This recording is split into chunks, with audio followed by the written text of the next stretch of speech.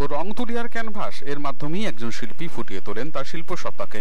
সমাজ সম্পর্কে তার দৃষ্টিভঙ্গি, শিল্পীর আনন্দ, রাগ, অভিমান সবই ফুটে ওঠে তার ছবির মাধ্যমে। এমনই কিছু ছবি নিয়ে প্রদর্শনীর আয়োজন করলো কাঠ pencil art and craft academy.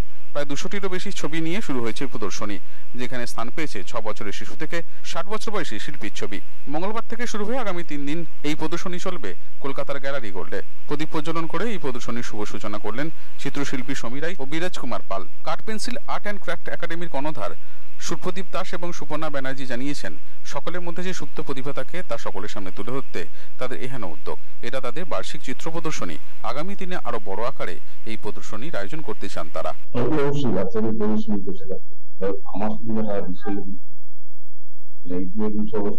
বাচ্চাদের আঁকা এতগুলো আঁকা এবং যত্ন করে সেটা ডিসপ্লে করা হয়েছে। অনেক জায়গায় অনেক ছবিগুলো নেগলেক্টেড হয়, সেটা এখানে নয়। এখানে পরিপূর্ণ মর্যাদা দিয়ে ছবিগুলো টাঙানো হয়েছে এবং এত সুন্দর একটা গ্যালারি। এবং এখানকার যারা উদ্যোক্তা তাদেরকে আমার আবার বলছি যে বাচ্চাদের মধ্যে এসে বদমাস লোক সব ভালো লাগে না, লোক সংখ্যাও বেশি যাই। আমি অন্তত তার মধ্যে পরিবেশ করে আমার খুব ভালো লাগছে। এভাবে ওদেরকে এই সুযোগগুলো করে দিচ্ছে, এটা ওদের একটা অভিজ্ঞতা শুধু না, ওই বলবো ওদেরকে একটা ইন্সপিরেশন দেওয়া। ওরা যখন বড় হবে ওদের মনে থাকে আমাদের এটা অসাধারণ একটা অভিজ্ঞতা আমাদের জন্য। যেমন আমি সবসময় চালিয়ে যেন বিভিন্ন অনুষ্ঠানে যারা সিরিয়াল না হবে বাচ্চাদের ছবি আঁকা, গান, নাটক এগুলো দিয়ে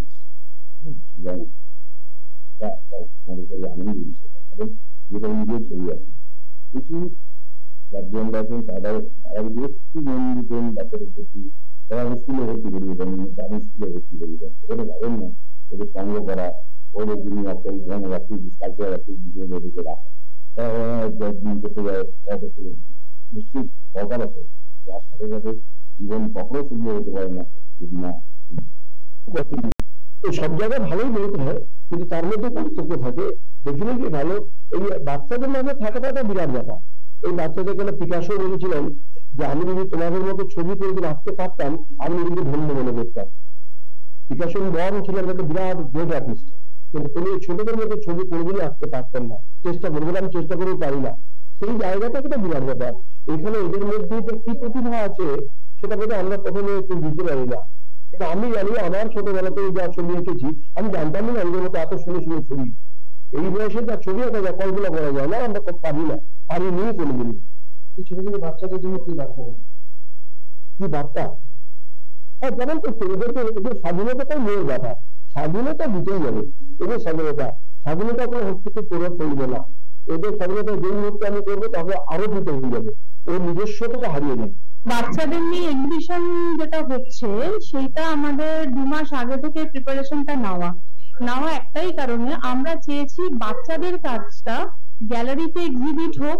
এক্সিবিশন কাকে বলে, কিভাবে এক্সিবিশন করা যায়, একটা ছবিকে কিভাবে প্রপারলি এক্সিবিশন করতে হয় সেটা বাচ্চারাও জানুক এবং বাচ্চাদের ছবি আঁকার আগ্রহ বাড়ুক। ওরা যদি দেখে যে ওদের ছবি এভাবে এক্সিবিট করা হচ্ছে বছরের পর বছর, এরকম একটা প্রচেষ্টা আমরা চালাচ্ছি, তাহলে ওরা আপনি আপ, যদি কারো ড্রয়িং এর ইচ্ছা নাও থাকে সে ড্রয়িংটা করবে এবং সে ভাববে যে না আমার ছবিটা এরকম এক্সিবিট হবে, আমার মা বাবা আমার আত্মীয় স্বজন ছাড়াও বাইরের বহু লোক দেখবে এবং প্রশংসা করবে। এক্সিবিশন চলবে 3 দিন ধরে, 16, 17 এবং 18 এপ্রিল। আচ্ছা, এটা বলার থেকে বড় কথা আমরা যা করেছি তার থেকে বড় কথা হচ্ছে বাচ্চারা কি করেছে। ওরা যদি না করতে পারতো তো আমরা এই জায়গায় আসতে পারতাম না। ওদের করিয়েছি, তার থেকে বড় কথা ওরা নিজেরা করেছে। আর তার সাথে সাথে বাচ্চাদের গার্জিয়ানরা ওনারাও আমাদের যথেষ্ট সাপোর্ট করেছেন। এইখানে বাচ্চাদের নিয়ে আমাদের কাজের থেকে বাচ্চারাই আমাদের কাছে প্রধান অংশ। ওদেরকে নিয়ে আমাদের করা কিন্তু একদম ছোট ছোট যারা বাচ্চা ধরুন 4 বছর থেকে 6 বছরের মধ্যে, তারা অনেকে পেন্সিল ভালো করে ধরতে পারেন না, তাদের শুধু হাতের ছাপ দিয়ে আমরা করেছি, কিন্তু তবুও চেয়েছি ওরা যেন প্রত্যেকে পার্টিসিপেট করতে পারে। আমার স্কুলের একটা কোনো বাচ্চা বাদ দিই যে আমার এখানে পার্টিসিপেট করে না। এটা যদি হয়ে থাকে আর যদি হয় এখানে আমার এবং বাচ্চাদের থেকে মানে আমি যদি কেউ হবে না এবং ওদের কাছে একটা ইন্সপিরেশন থাকবে ভবিষ্যতে আরো এগিয়ে যাওয়ার জন্য। সেটা যদি হয় আমরা নিজেকে সত্যি সৌভাগ্যবান নিয়ে নিতে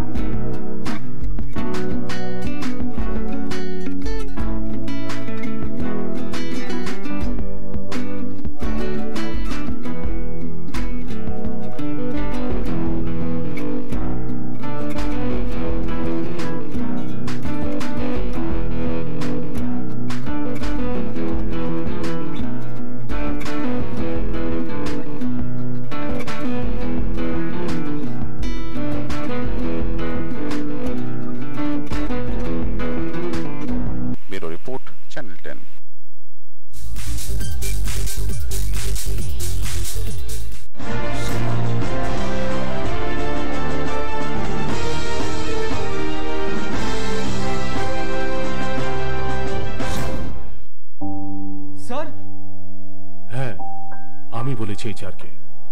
কোম্পানির অবস্থা তো তোমরা জানোই, নেক্সট অর্ডার আসতে 2-3 মাস তো লাগবে।